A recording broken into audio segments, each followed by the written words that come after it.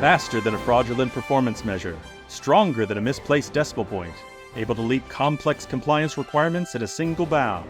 It's Super Auditor! Welcome, ladies and gentlemen, to Auditors Save the World, one audit project at a time, where we bring you thrilling tales of daring audits and brave financial reviews. Here, our heroes don't wear capes, but they do wield the power of empirical evidence. Brought to you by the pros at Yellowbook-CPE. In each episode, we interview those legendary auditors who have truly rescued the day. Stay tuned, listeners, because this is one story you won't want to miss. And folks, don't forget to subscribe to our show in your podcast app of choice. And now, here's your host, Lita Hart-Fanta. Not all threats come from missing data or misallocated funds. Some dangers lurk in the shadows, unseen, unchecked, until now. When the Oregon State Capitol was overtaken and vandalized, one auditor had the courage to ask the hardest question: what could have been done to stop it? His name, Casey. By day, a relentless accountability professional. But when risk threatened the very safety of the citizens, he became a guardian of public trust. This was no ordinary audit. Casey knew he had to push the boundaries of traditional oversight and take on a risk far greater than financial mismanagement: domestic terrorism itself. He pored over security failures, dissected response protocols, and uncovered the vulnerabilities that allowed the chaos to unfold. Where others saw a challenge too big, Casey saw a duty too great to ignore. Because some audits don't just save money, they save lives. Join us now for another inspiring and boundary-pushing episode. The advisory report that we wrote was on domestic terrorism and violent extremism. And this was in Oregon. That was in Oregon, and the title of the report that we issued in 2022 was "Oregon Can Do More to Mitigate the Alarming Risk of Domestic Terrorism and Violent Extremist Attacks." Wow, good title. Yeah, that was something that we did. Yeah. As auditors. Yeah. And then folks don't normally think, of an audit function looking at such subject matter. It's just too bad because we have so much power. Yeah. We do have such a breadth of things we could look at. So that's really cool. Yeah. So Now, how come you did it as a non-audit? Because you were just doing information only, or how come that? good question. So we did this as a non-audit because as we got into the scoping and planning of the audit, it became clear that there were a number of limitations in access to data and information that would be an Oh. encumbrance due to federal preemption in the area, that would make it a real big challenge to do an audit to the standard of the Yellow Book. Tell me about federal preemption. I don't understand that. Well, essentially, for matters of domestic terrorism or domestic violent extremism, the FBI and the Department of Homeland Security are going to be able to preempt the state as far as jurisdiction is concerned. And so Hmm. the federal authorities work hand in glove with state authorities in a joint terrorist task force and different operation centers for monitoring activities that could be alarming. But they have the ultimate authority. And as a state audit office, I don't have jurisdiction over the FBI or the Department of Homeland Security.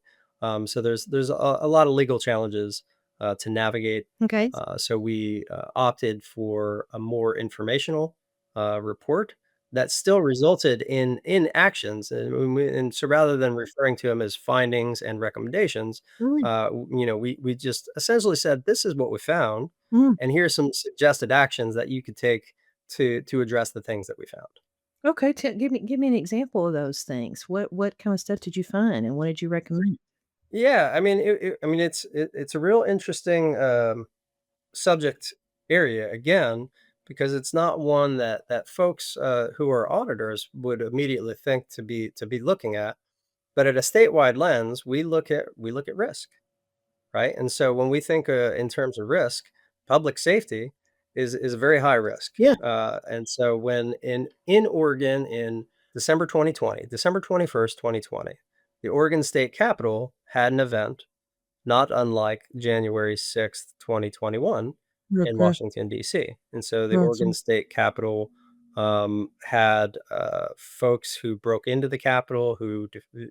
vandalized it, who attacked state police, Uh, and things like that, trying to stop a session from happening. And so I'm not answering your question yet, but I will say that this ended up on the audit plan. Um, in part because of that event, that preceded January 6th, and then the January 6th event happened in DC, and then there's kind of been this history in Oregon that we detail in the report. So it's timeline of events of kind of violent extremist activities over the decades, okay. um, um, and and we're very clear that this is an objective report. We're not labeling, and we do not, label any group as a quote Terrorist group. Yeah. terrorist or a domestic violent extremist. Mhm. We're auditors. We look at what are the definitions of someone who would perpetrate this activity, Mhm. and that's what we use in the report. It's fairly simple that way.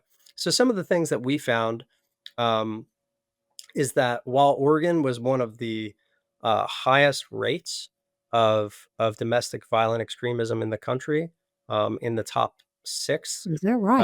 of all states, and that's when the top states are states like California or Texas that have nearly as many. There's 4 million people in the state of Oregon. There's almost more people in Houston, Yeah, or there exactly. are more people in Houston, Yeah, yeah. right? Houston area, sure. Yeah, in Harris County. So, Mhm. um, but at the same time, Oregon was one of 16 states that did not even define, much less criminalize at a state level, those acts.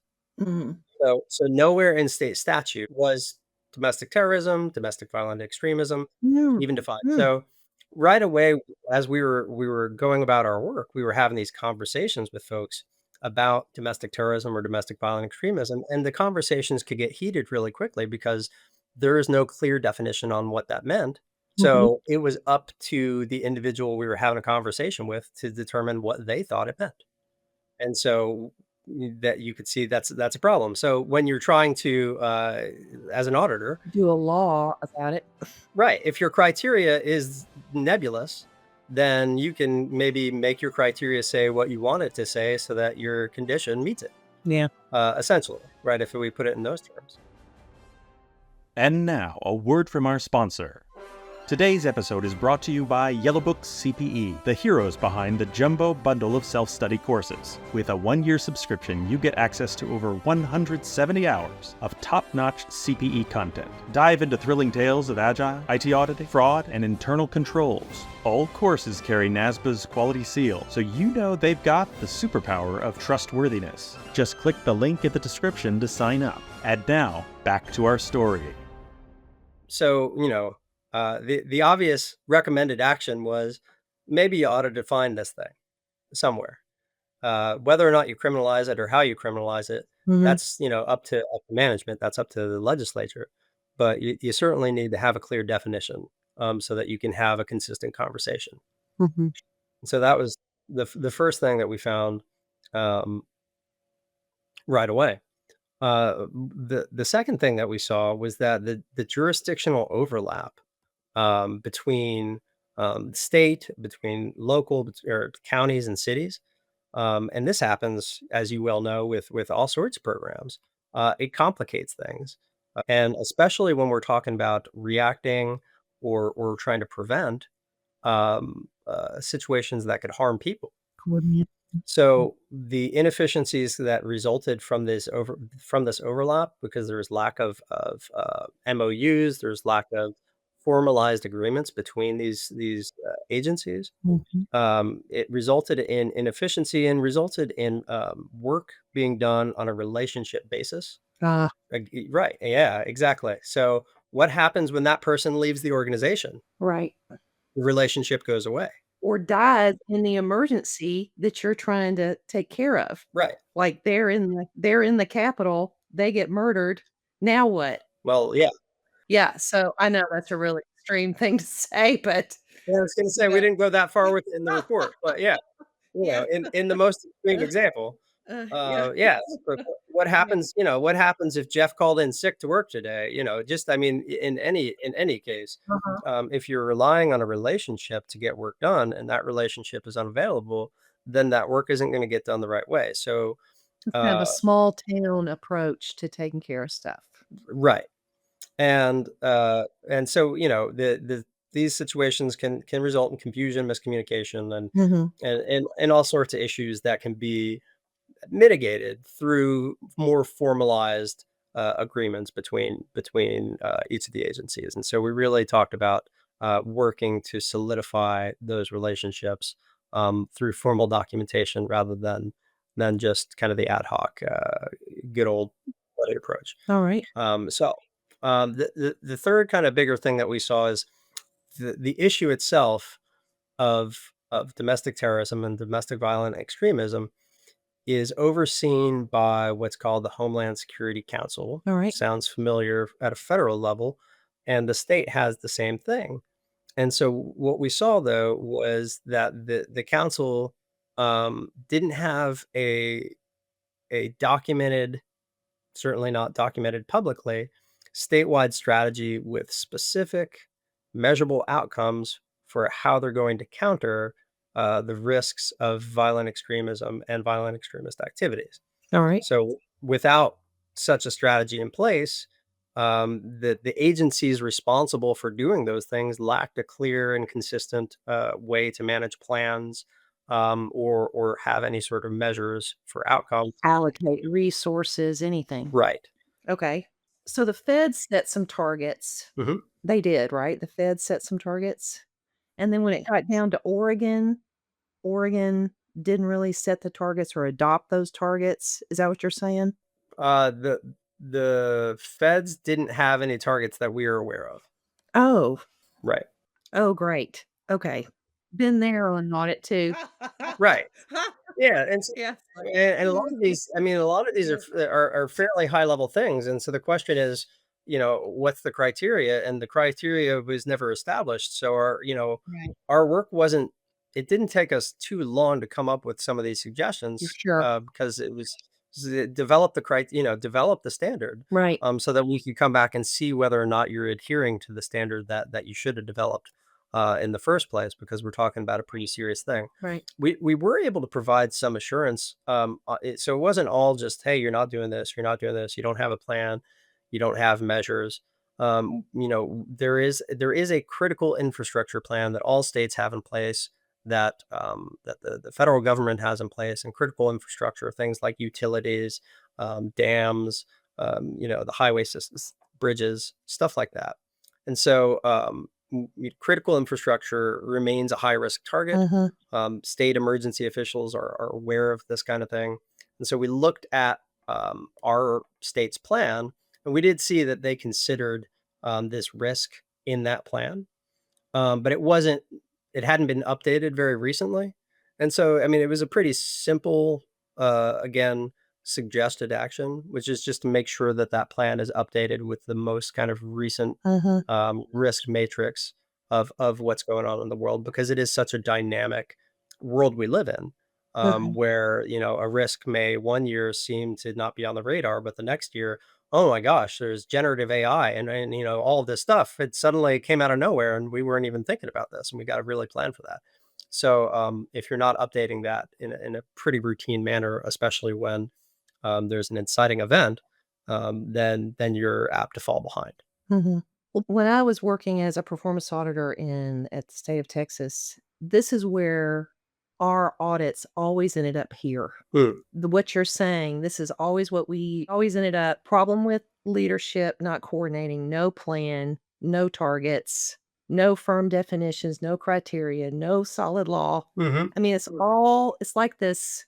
And then I was just talking to a small town auditor the last 2 podcasts I've done over small towns, not at the state level, same problem. No policies and procedures, no plan, relying on, individual relationships. I mean, it's the same thing over and over and over again, right? Funny how that works. Funny how that works. Yeah. And funny how we auditors always end up with the recommendation, develop criteria, develop policies and procedures. It's I think about the problem of recurring findings across state agencies and across government levels, Mhm, where we have this consistent need to document policies and procedures and to make sure that we have a clear plan forward strategy, mhm. just control environment stuff. And so I would like to talk more about Yeah. control environment as a component of the COSO framework, and my belief that if you're an auditor doing an audit, um, that component is going to be 99.9% significant to your audit. Yeah. And maybe 100%, I won't, Yeah. I'm an auditor, so I'll give you now. But if you're doing an audit, control environment is going to be significant because it has to be, Yeah. because everything stems from that. So that aside, I have thought about this consistency in findings and and and the cause, right? So why is this? We're auditors. We ask why 5 times at Exactly least. right, at least, Right. right. And I'll ask it for, I've got 2 young kids, so I hear why a lot more than that. Um, and for me, the cause is the democratic process. The cause is that we have turnover in leadership every 4 years or depending on your state or local Right, jurisdiction. right. And so the way that I like to tell my staff how I think about this is imagine we're taking a road trip, and I'm someone who's taken a lot of road trips. You've traveled a lot. Mhm. And imagine that you don't have a map, right? We're gonna go cross country road trip from LA to New York. No map, no GPS. We're gonna go. And now imagine that every time you stop to get gas, you get out and you change drivers. Someone new takes over and gets to decide how you're going to go because there's no map, right? And so that's what happens every time leadership turns over. Yeah, We have a kind of a goal. We want to get across the country. We know that our agency or our entity has yeah, this obligation to the people. yeah, But how it gets there is up to the people that are in the driver's seat, and we don't have a map. yeah. So the answer is have the damn map, right? Draw the map, whatever that map looks like. Okay, okay. Now that's a good point. That's a good way to look at it. I like that. But sometimes the leaders throw away the map and start their own map. Right, yeah. Like, I don't want that map. Because were you here when Ann Richards was governor? You're younger than me. I am younger, but I know her very well. She had the best strategic plan for the state of Texas. It was absolutely friggin' brilliant. And then when Bush came in, gone, right? So it's like, Mhm. threw the map away, and I'm like, "That was such a great map. We all understood what we were supposed to be doing," you know? And, but you're right, you're totally right. Yeah, The map. Okay, so the map underneath it, if we could just keep the map, keep the map. all agree on the map. Okay, alright. And if the map gets thrown out, well, then we have a pretty simple finding. You gotta draw another map. Mhm, I mean, it doesn't have to be the same. Like if you're getting rid of the old, so it's just like any system implementation. So if we mhm. think in terms of PeopleSoft implementation or whatever, your city or your county or whoever you work for is implementing this new system, you don't just ditch your old system and then start to put in the new one. Yeah, we're You parallel, do it in right. parallel. Mhm.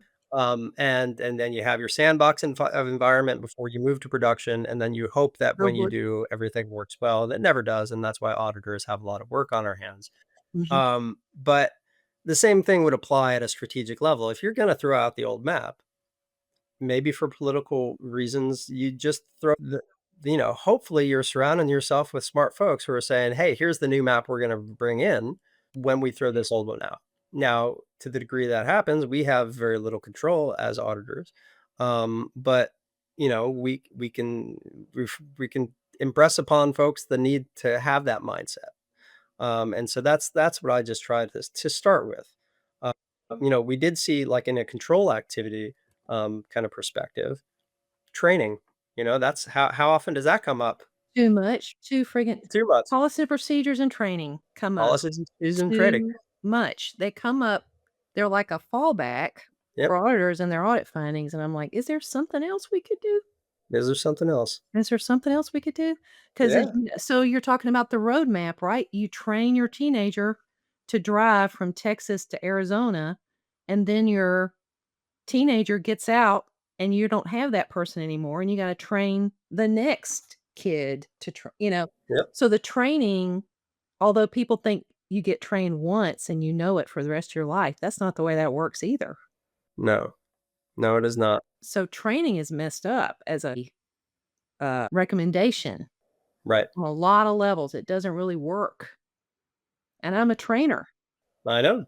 Yeah, so I agree completely. It's not something that, I wish I could come in and find out, "Hey, you have this you have your folks well trained. You have, recurring trainings to make sure that their skills are up to date, Mhm. that you have the capacity to make sure that you are updating those recurring trainings." Mhm. It's good that you're recurring and you have them every year, but if you're training every year on stuff from 25 years ago, well, that's not doing anyone any good.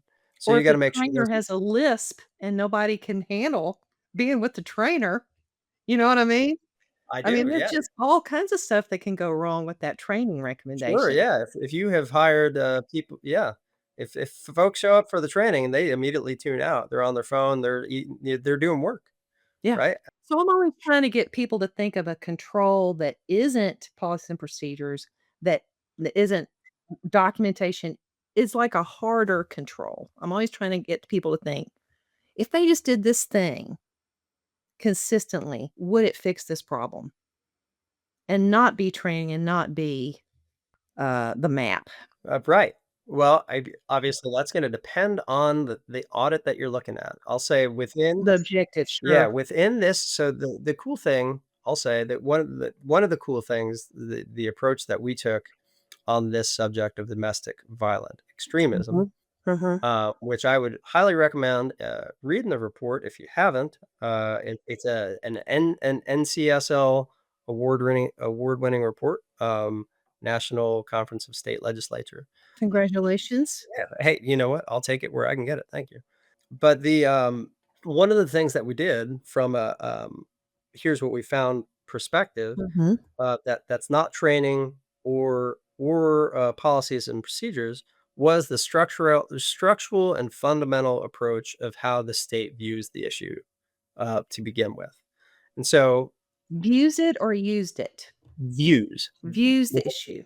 yeah, Okay. view the issue. Alright. And so if you if you view the issue of violent extremism uh, as the an action that occurs that is an adverse event to organizational objective, like, that's the risk. The risk is that someone's gonna shoot someone or a bomb, or that's the risk. And I would challenge, and what we did was we challenged the our report owners to view, well, why would someone be there in the first place? What is the pathway that gets folks to that area where then they take those actions, Sure. right? So rather than trying to either respond swiftly to the threat, why not address fundamentally why folks are getting there in the first place? So you social media or what? That's part of it. Yeah, so we talk about social media, in as a, kind of a force multiplier. Mhm. We talk about, the idea of, there's this thing called leaderless resistance, and I'll explain it the best I can, but it's essentially the idea that, ideas are propagated that compel folks to take, serious actions that can hurt people. And those ideas are propagated through social media, through apps like Telegram and other things. but there's no one person who is, Mm. accountable, right, for inciting that action. So that when you have someone who goes out and hurts people, they're like, "Well, that was just some lonely kid that did that thing." But there's a number of things that happen to get that person there, and then there's this the from a public. So really, it's a public health approach, and so that's what we challenged the Ooh, the the state to take. getting at the real root cause. Right, exactly, and that's what we did. But we said, this isn't, yes, you can and you should have controls to respond, but I'm an auditor. I like prevention. I like, because if you save yourself from having to respond, then you've saved maybe lives, but you save a lot of money, you save a lot of time. Mhm, Kind of the shtick. mhm. And so we said, if you really want to talk prevention, then we need to be talking about this from addressing a public health cause, whether it's mental, behavioral, whether it's social determinants of health, and access to healthcare, and all of these things, and community, and Ooh, you really went deep. we did. And so that's one of the things that I think auditors can do, right? Yeah, they can, but what did you end up saying in your report about that? Well, we said that they can work with the health agency I see. to to put together programs for public awareness. Okay. So there's really fascinating work. I say fascinating because anyone listening to this would be fascinated by it. When I say fascinating to my friends, the things that fascinate me definitely don't fascinate them. But I think anyone listening to a podcast about auditing would be fascinated with what I'm going to say. So there's fascinating work coming out of American University, by the academics there who specialize in domestic terrorism and domestic violent extremism. And so the work that they've been able to do, they refer to as attitudinal inoculation. Okay. And so what that is essentially predisposing people to identify when there's a scheme that is trying to manipulate their behavior Mm. online, Okay. whether it's YouTube videos or TikTok or just stuff in social media, Mhm. to be able to identify that it is trying to make you feel a certain way and kind of move you Oof, down the line of a pathway to a place that you don't want to be. that's a good idea. Right, and so they found that when you kind of expose people to this, and then expose them to, like, an actual, ad or, a video or something, then they are less likely to be influenced by it. Mm. Right, and so we've kind of worked that into the report to offer some ideas to the state to, when you're doing public awareness campaigns, look at some of this kind of leading edge stuff to address this root cause, Yeah. so that you can try to help communities understand that there's a lot of um, methods that are out there to try to get people riled up to take this kind of action, but we can prevent it on the front end rather than having to worry about how we respond to it on the back end. We just broadly kind of offer some suggestions on how to increase public awareness, and then how to increase community awareness. And there is work being done in the communities in Oregon, in schools, to identify what they call targeted violence is kind of one of the words that they use rather than labeling something terrorism or violent extremism. They just say targeted violence. Targeted violence. Okay. Targeted violence. And I tend to like that because it's, as an auditor, um, those words are very, very clear. It's violence, that's targeted. Yeah, I don't sure. it's not ambiguous. And that was what you started with was a definition. You wanted them to have a definition Yeah. of what they were working with. Yeah. And ultimately, one of the biggest challenges, and we work this into this report. And again, the nature of this report, I think, is intriguing because it's just so different from a financial review of a program. But we got into the protections of the First Amendment of the Constitution, Mhm. as that limits what the state can do in terms of trying to monitor or trying to compel, or people have, if they have extremist ideologies or what would be labeled as an extremist ideology, they can say those things. They can say them online. They can Right. say them on the street corner. So there has to be a real careful measure taken when looking at how to approach the issue, which is a very real issue, that threatens people's lives, but it's also one that is, a lot of cases, there are activities that are protected by the Constitution, and you have to respect that.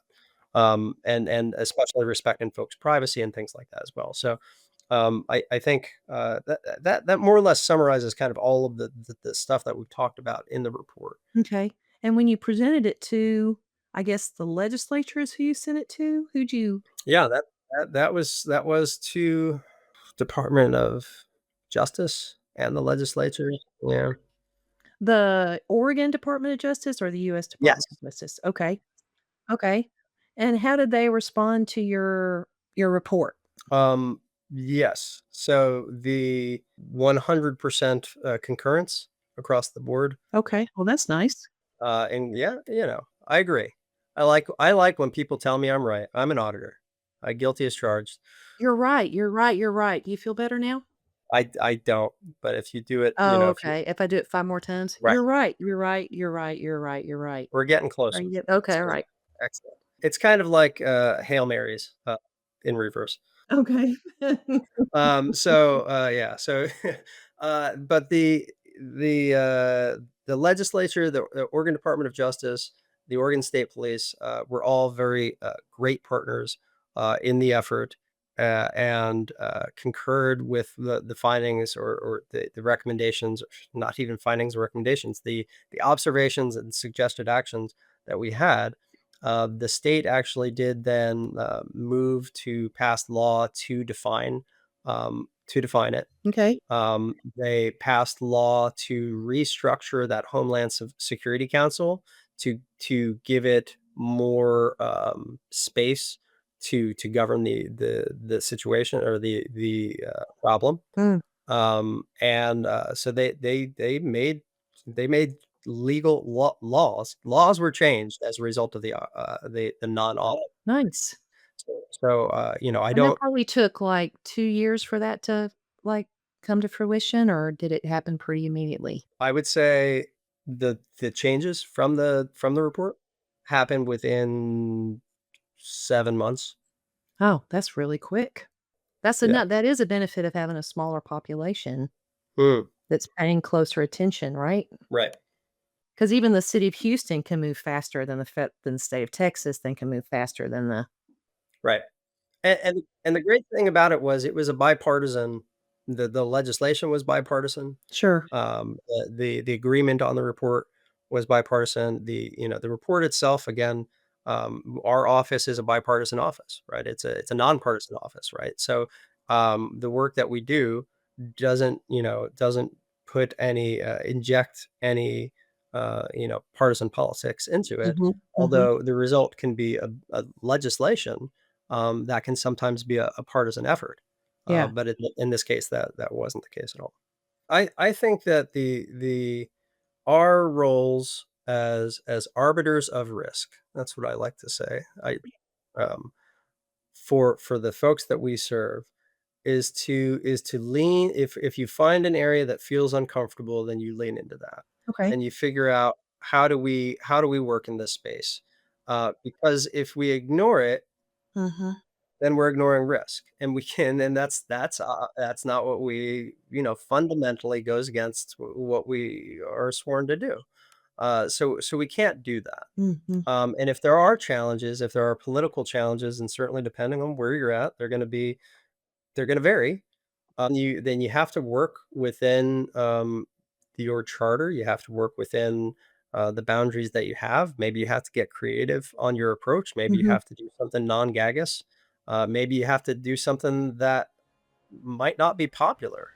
But doing the right thing sometimes isn't the popular thing, and I think I'm someone who's willing to do that. I'm willing. I'm an auditor, for God's sake. I'm willing to be unpopular. I knew that when I signed up for the job.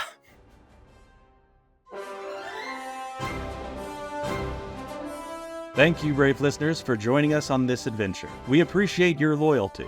Take a moment to subscribe and share this podcast with all your audit allies. And don't miss out on Yellowbook-CPE's upcoming webinars. Because every superhero needs their training. and Yellowbook-CPE offers continuing education that's relevant, convenient, and as thrilling as the fight for justice. Until next time, audit on!